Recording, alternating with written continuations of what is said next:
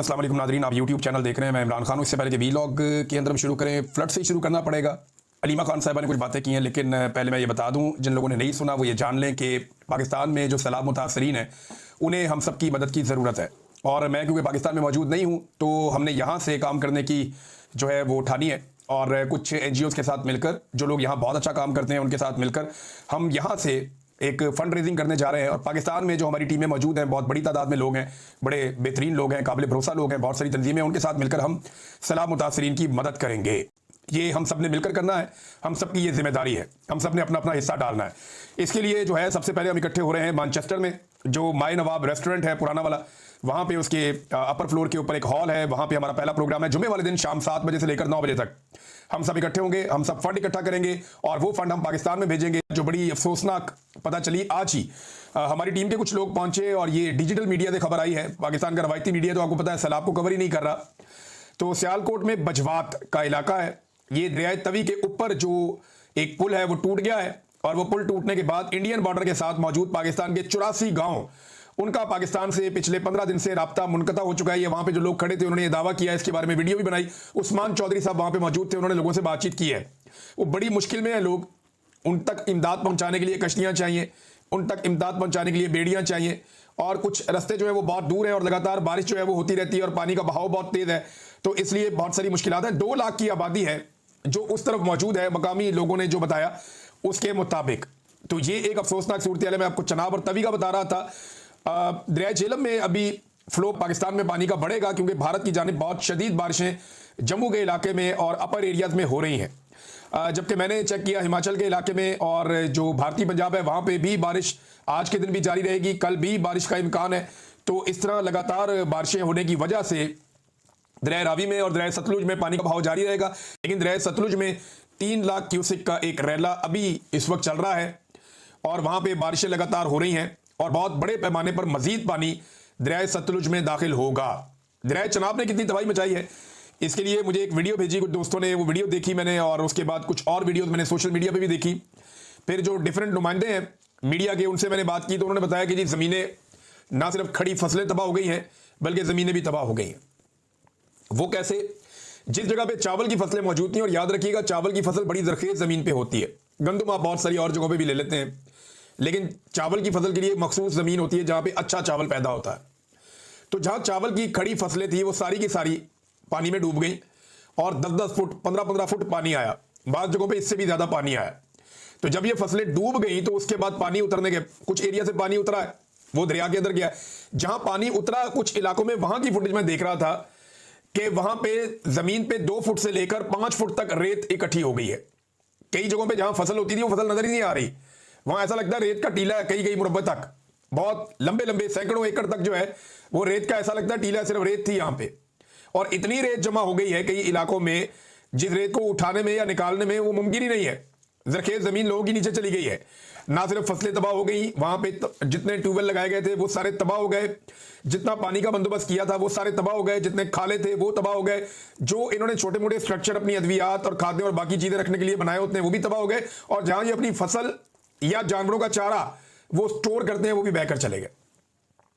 अब गायों भैंसों के लिए तूरी भी मौजूद नहीं है। ये हालात पैदा हो चुके हैं। सर्दियों में बड़ी दिक्कत आने वाली है, जानवरों को चारा कैसे खिलाएंगे? ये बहुत बड़ी आजमाइश है जो पाकिस्तानी इस वक्त जिससे गुजर रहे हैं, खासतौर पे पाकिस्तान के किसान। और जमीनों की तबाही हो गई है, अब आगे गंदम कैसे लगाएंगे? जो आदाद-ओ-शुमार है वो क्या बता रहे हैं, जरा ये आप देखें। जो आदाद-ओ-शुमार है वो ये बता रहे हैं कि हमारी फसलें कितनी तबाह हुई। 60% हमारा चावल तबाह हो गया, 30% हमारा गन्ना तबाह हो गया पाकिस्तान पूरे का, और जो कपास की पैदावार है उसमें 35% कमी मुतवक्के है। और ये सैलाबी रेलों से जो हज़ारों एकड़ खड़ी फसलें तबाह हुई हैं, एक बहुत बड़ा ज़रूरी बहरान आ रहा है, और इसका नुकसान जो है वो पाकिस्तान को होगा, पाकिस्तान की मईशत को होगा। चावल जिसे हम एक्सपोर्ट करते हैं अब कैसे करेंगे? हमारे पास तो अपनी ज़रूरत का नहीं है, अब बाकी चीज़ें जो हम एक्सपोर्ट करते हैं अपनी ज़रूरत की नहीं है। और चीनी की कीमत हमें लगता था कि एक नई जब आ जाएगी फसल गन्ने की, और नवंबर दिसंबर में जब मिलें खुलेंगी तो शायद चीनी की कीमत नीचे जाए, लेकिन अब वो भी नहीं जाएगी। आपका गन्ना जो है उसकी एक बड़ी मिकदार तबाह हो गई है, और अभी पूरे आदाद-ओ-शुमार भी आपके पास नहीं है। मिसाल के तौर पे ये गंदम का और आटे का एक नया स्कैंडल आ गया, ये मैं आपके सामने भी रखता हूं। देखिए, गंदम के बाद पंजाब में 2 रोज में आटे और मैदे की कीमत में भी 3,000 रुपए का इजाफा हो गया है। ये जो 5,000 वाला थैला था आटे का, बड़ा थैला, ये अब 8,000 रुपए का हो गया, और मैदे का जो 6,000 वाला थैला था वो 9,000 रुपए का हो गया। और ये बाकायदा जर्नलिस्ट इसको रिपोर्ट कर रहे हैं पाकिस्तान में से, और किसानों के ऊपर ये मुकदमे दर्ज करते थे, जी आपने महंगी गंदम बेच दी है, किसानों को जो है पर्चे हो रहे हैं, FIR हो रही है, परेशान किया जा रहा है, हिरासा किया जा रहा है। लेकिन आज माफिया गंदम रख के बैठा हुआ तो कोई नहीं पूछ रहा। दुनिया का वो कौन सा कारोबार है जहां पे पैसा दुगना हो जाता है 2 महीने में? तो ये पाकिस्तान की जो टिकटॉकर हुकूमत है पंजाब की, उन्होंने एक कारोबार मुतारिफ करवाया कि किसान को परेशान करो, उसकी गंदम उन्हें पुने खरीदो, और 2 महीने के अंदर उस गंदम की कीमत डबल करके जो सरमायादार है उसको फायदा पहुंचा दो। ये काम किया मरियम नवाज ने। और अब रोटी महंगी होने जा रही है तो ये कह रहे हैं जी हम सब्सिडी देंगे। इसी सब्सिडी को मरियम नवाज हराम करार देती थी। वो ये कहती थी कि ये सब्सिडी नहीं देनी, इसमें करप्शन होती है, इसमें बेईमानी होती है, इसमें फ्रॉड होता है। तो किसान को सब्सिडी देने से इनकार किया, किसान को सस्ती खाद नहीं दी, किसान को सस्ती अद्वियात नहीं दी, किसान को सस्ती बिजली नहीं दी, किसान को कोई सहूलत नहीं दी। और अब वो सब्सिडी देना चाह रहे हैं जनाब उनको जो सरमायादार हैं कि जनाब सब्सिडी ले लें और जरा रोटी सस्ती रखें, क्योंकि मरियम नवाज की जिद है कि उसने रोटी सस्ती बेचनी है। भाई किसान को आपने मार दिया, जो पाकिस्तान की आबादी का एक बड़ा हिस्सा है, वो बेचारे के अपने दाने डूब गए, जो उसने बचा के रखे हुए थे वो भी डूब गए, उसका अपना घर भी डूब गया। और अब जब बाजार में वो उसी सरमायादार से, यानी जिस किसान ने जिस सरमायादार को अपनी गंदम 2,000 में बेची है, वो उससे 4,000 में खरीद के लाएगा वापस। अंदाजा करें आप, सिर्फ अपने इस्तेमाल के लिए। ये इन्होंने डकैती मारी किसान के ऊपर और किसान का बेड़ा गर्क कर दिया इन्होंने। अब धड़ाधड़ ऑफर दे रहे हैं, जनाब हम आपको सब्सिडी दे देते हैं, तो किसानों पर मुकदमे दर्ज करते रहे हैं और सरमायाकारों को ये सहूलत कारियां कर रहे हैं। यही इनका तरीक़ेकार है, ऐसे ही ये मुल्क को चलाते और ऐसे ही चलाते रहे।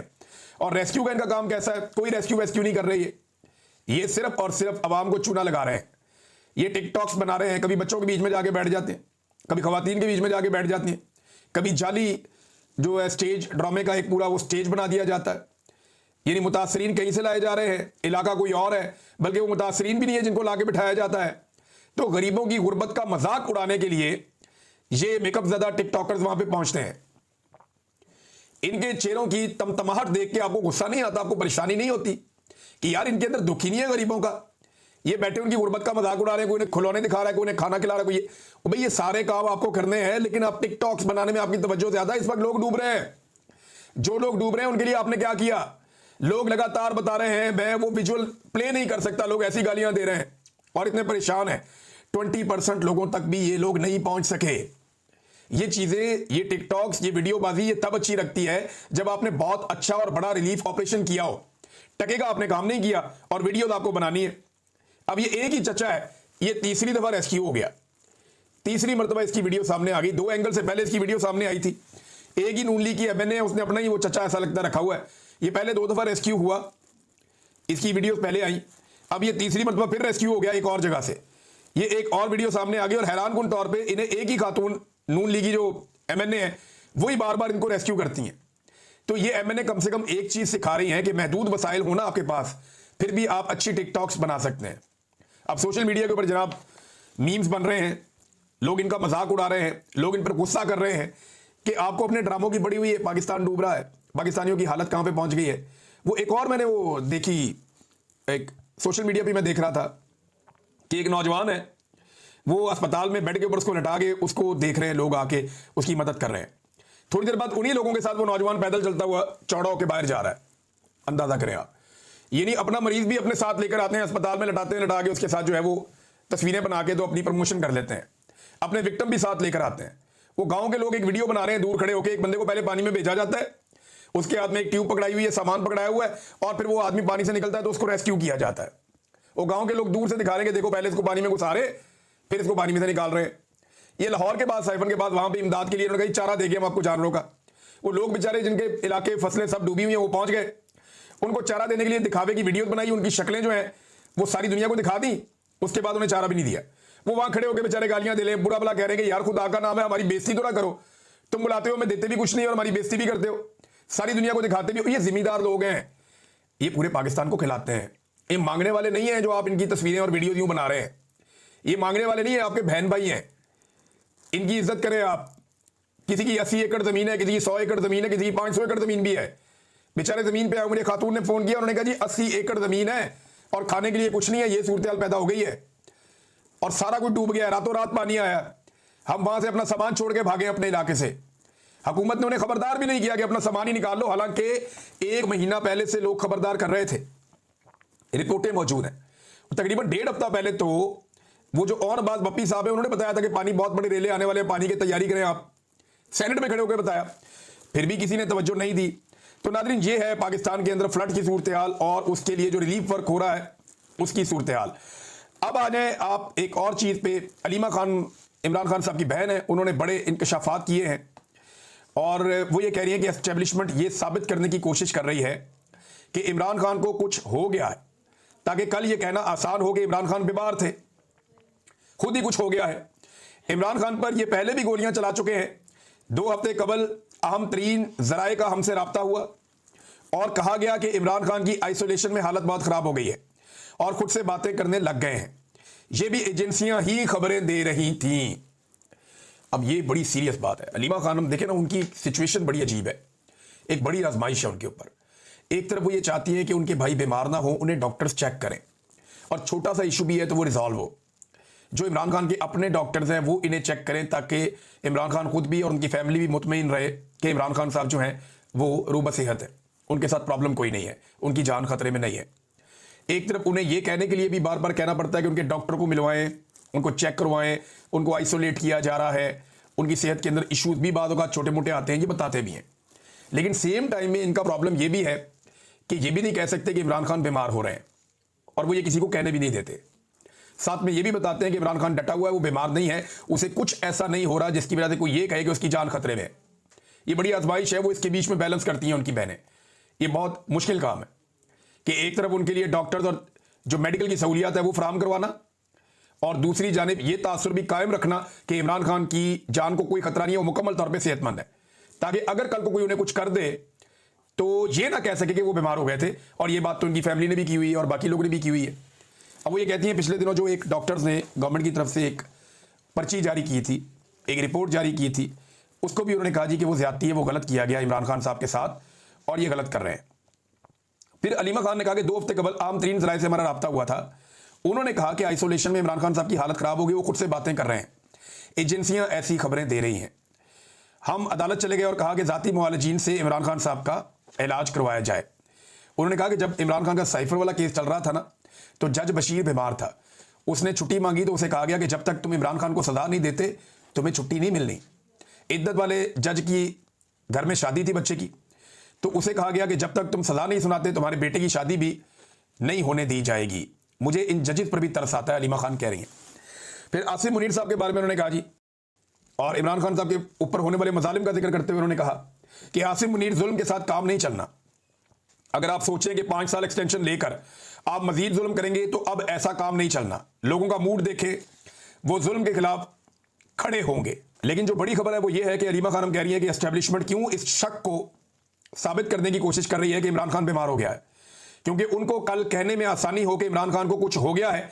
इमरान खान को पहले ही गोलियां मार चुके हैं और 2 मरतबा उनको वैसे इमरान खान साहब को कत्ल करने की कोशिश की गई है। मगर एक बात तो बड़ी क्लियर है कि इमरान खान साहब बार बार ये कह चुके हैं कि मुझे जेल में कुछ हुआ या मेरी बीवी को जेल में कुछ हुआ। तो उन्होंने जिम्मेदारी इमरान खान साहब ने कोई चीफ जस्टिस पे या वजीर आजम पे किसी भी नहीं डाली।